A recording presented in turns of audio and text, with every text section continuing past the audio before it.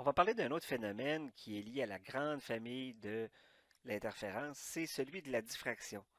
Quand la lumière va passer par une ouverture ou bien quand la lumière va rencontrer un obstacle, c'est un ou l'autre, il va se passer un phénomène de diffraction, c'est-à-dire la lumière va avoir tendance à s'étendre et à créer des franges claires et sombres, un peu comme on l'avait vu là, dans le cas de l'interférence. On va voir un peu pourquoi. Le premier cas qu'on va regarder, c'est si la lumière passe par une grande ouverture. Donc, je vais prendre un laser, je vais le faire passer par une ouverture A, comme ça ici.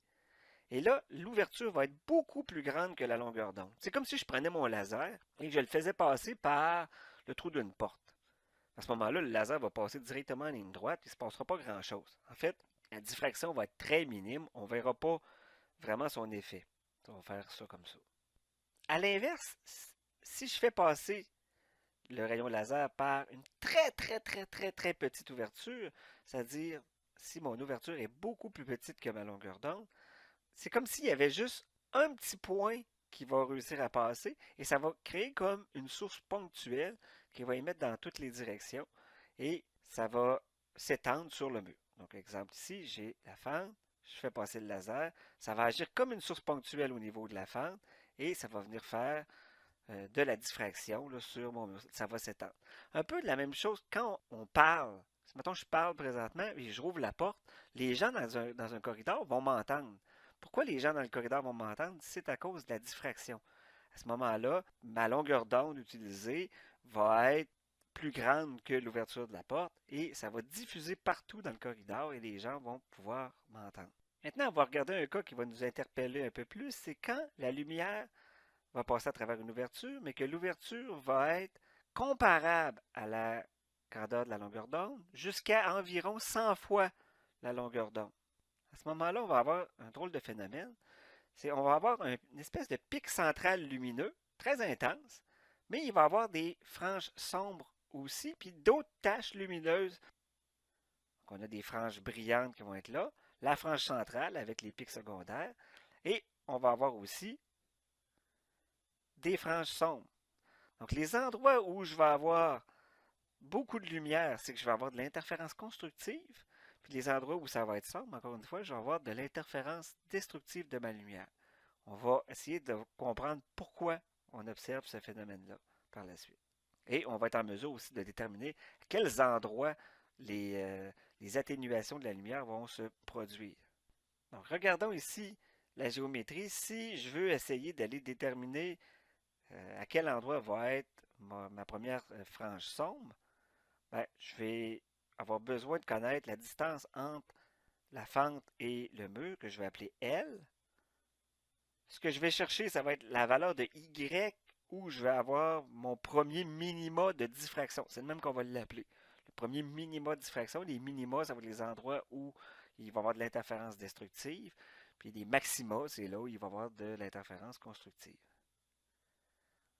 On va se définir aussi un angle. Donc, par rapport à l'origine de la fente, à quel angle par rapport au centre va être ma première frange sombre. On va pouvoir écrire une relation entre tout ça en disant que la tangente de l'angle va être égale à y sur L. On a encore que pour des petits angles, on va avoir que tangente θ est égale à θ. Donc, θ va être égal à y sur L. Bon, on va ressortir le principe de Huygens. Le principe de Huygens, si vous vous en souvenez, ça disait que quand j'ai un front d'onde, je pouvais les remplacer comme une infinité de petites sources ponctuelles qui vont émettre vers l'avant.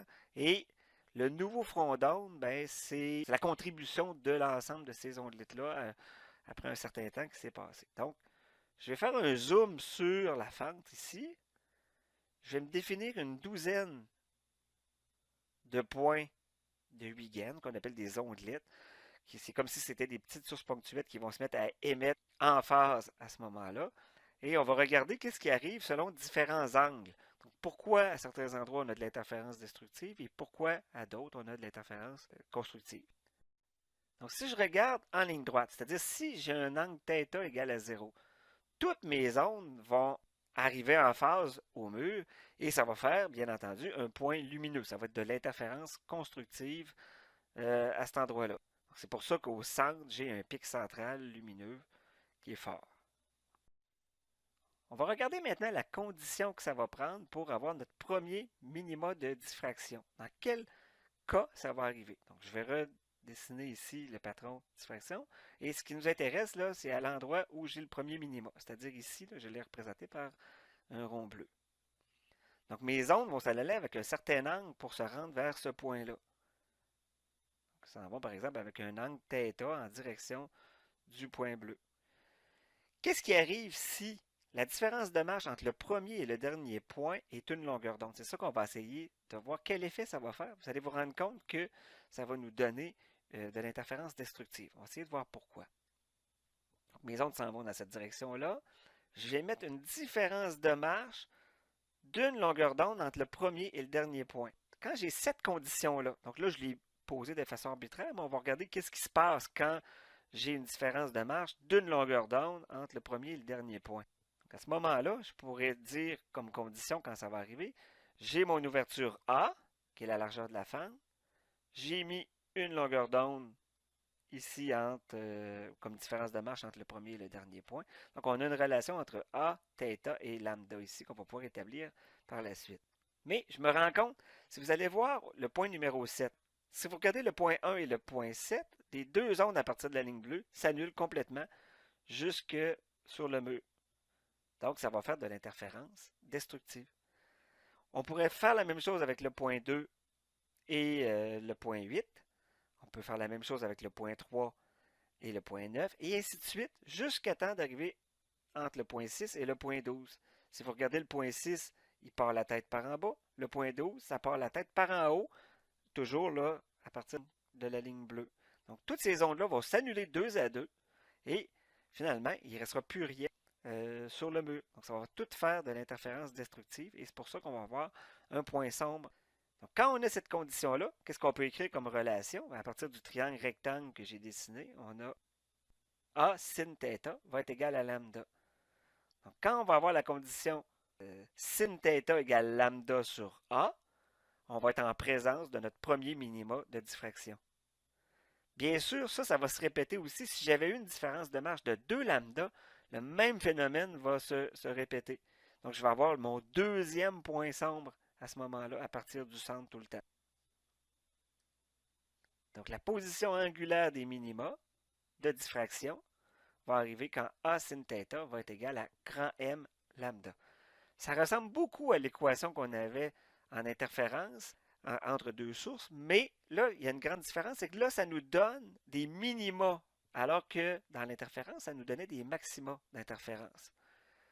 Deuxième différence, c'est que si M égale à 0, ça ne fonctionne pas. Parce que ce n'est pas un minima au centre. J'obtiendrai un angle θ égale à 0 à ce moment-là. Et on sait que θ égale 0, c'est un pic que je vais avoir et non pas une frange sombre. Donc le grand M égale à 0 n'existe pas pour les minima de diffraction. Donc je vais avoir grand M va être égal à plus ou moins 1, plus ou moins 2, plus ou moins 3. Donc j'ai dessiné ici le patron de diffraction. On voit que le pic central est beaucoup plus large que les pics secondaires. En fait, il est 2 fois plus large que les pics secondaires. Donc, à quel endroit je vais avoir mes minima? Ben, le premier va arriver à quand mon sin θ va être égal à lambda sur A.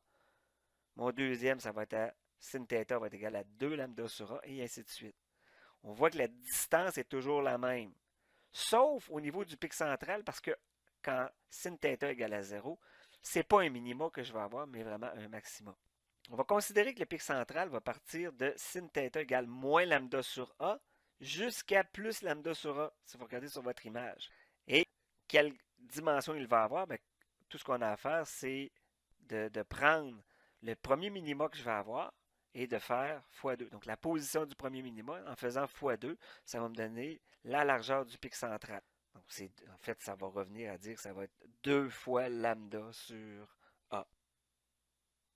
Qu'est-ce qui arrive si l'ouverture est exactement égale à la longueur d'onde?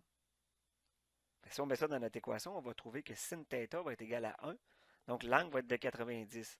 On avait dit tantôt qu'à partir de lambda et des valeurs plus petites, donc quand mon ouverture est plus petite que lambda, ça va s'étendre comme une source ponctuelle et ça va faire de la diffraction où il n'y aura pas vraiment de minima. Ce serait à 90 degrés par rapport au centre que j'aurais mon premier minima, mais 90 degrés, ça tend vers l'infini à ce moment-là pour l'obtenir.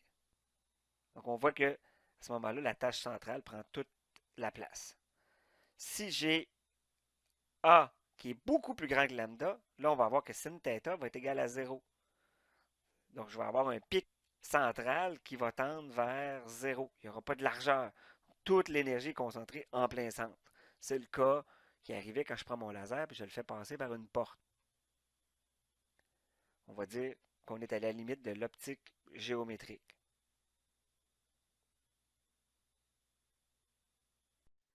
À chaque fois que la lumière va passer par une ouverture ou bien va rencontrer un obstacle, il va y avoir de la diffraction. C'est automatique.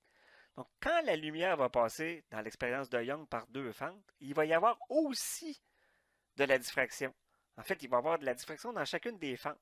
Mais comme elles sont très très proches une de l'autre, les deux patrons de diffraction, les deux fentes, vont arriver un par-dessus l'autre. Donc, on va avoir l'impression qu'il y en a juste un patron de diffraction. Mais en réalité, je vais avoir de l'interférence, mais je vais avoir aussi le patron de diffraction par-dessus. Je vais avoir les deux phénomènes en même temps. Donc, par exemple, on a un cas ici où on voit de la lumière qui passerait par deux fentes. Donc, la lumière qui va passer par deux fentes va faire un patron de diffraction en même temps que de l'interférence. L'interférence, c'était quoi? C'était des points clair, sombre, clair, sombre, clair, sombre, constamment. On les voit, les points. C'est ceux qu'on voit qui sont très lumineux là, au centre. J'ai un point en plein centre, j'en ai un autre un peu à côté, un autre, un autre. Puis là, à un moment donné, on voit que ça devient un peu plus sombre. Il faut remarquer que les points ne sont pas d'égale luminosité. C'est parce que c'est la diffraction qui va venir moduler l'intensité de la lumière que je vais avoir. Il y a même des endroits là, où la lumière va complètement disparaître. Ces endroits-là, ça va être des minimums de diffraction. D'habitude, dans le phénomène d'interférence qu'on avait vu, on considérait que toutes les pics avaient la même hauteur. Ça, ce serait vrai s'il n'y avait pas de diffraction, ce qui est impossible en pratique. Donc la diffraction, voyez-vous l'enveloppe qui est comme en pointillé, elle vient moduler, si on veut, l'intensité de l'interférence qu'on avait. Donc, au centre, c'est très lumineux. On voit qu'à un moment donné, quand je vais arriver dans le premier minima de diffraction, ça va venir écraser complètement un des pics d'interférence que j'avais. Donc, si vous regardez sur l'image juste en dessous, vous voyez que ça fait un point qui est un peu plus sombre. Donc, il n'a pas réussi à s'exprimer, si on veut, le point lumineux qui était supposé être à cet endroit-là. Il y en a un autre aussi au deuxième minima de diffraction. Si vous allez voir au deuxième minima de diffraction, on voit aussi que ça vient s'atténuer complètement à cet endroit-là. Visualisons maintenant les différents ordres pour l'interférence constructive qu'on a. Je vais avoir l'ordre petit m égale à 0 qui va être ici, en plein milieu.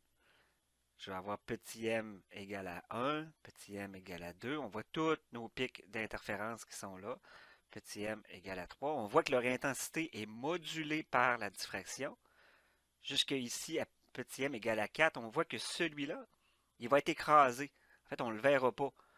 Et si on veut compter le nombre de pics d'interférence qu'on va avoir dans le pic central, ben on voit que celui-là va être comme écrasé. On voit les minima de diffraction qui apparaissent ici. Donc ça, j'aurais grand M égale à 1. C'est à l'endroit où mon interférence va être écrasée la première fois. Ça va être là, un minima de diffraction. M égale 2, le deuxième minima de diffraction de ce côté-ci. Si on s'en va de l'autre côté, je vais avoir grand M égale moins 1 et grand M égale moins 2. Encore une fois, pour la diffraction, le grand M ne peut pas être égal à 0. Donc, en plein centre, ce n'est pas un minima de diffraction. Au contraire, c'est un maxima de diffraction. Si on veut être en mesure de déterminer la distance entre les fentes lors de l'expérience, ben, si je vais chercher avec précision la distance qui est ici, entre deux franges d'interférence, je vais être en mesure de déterminer la distance entre les fentes que j'avais au départ. Pourquoi? Parce que mon expression d sin θ égale m lambda, petit m lambda, va pouvoir s'appliquer et on va pouvoir trouver le petit d. L'endroit où est le premier minima de diffraction, ça va nous aider à trouver la largeur des fentes qui étaient en présence. Parce qu'on sait que A sin θ égale grand M lambda, et avec le grand M égale à 1, on peut le trouver. Donc si je viens trouver la distance qui est ici, que je viens de, entre le centre et le premier minima, je vais pouvoir trouver la largeur de la fente.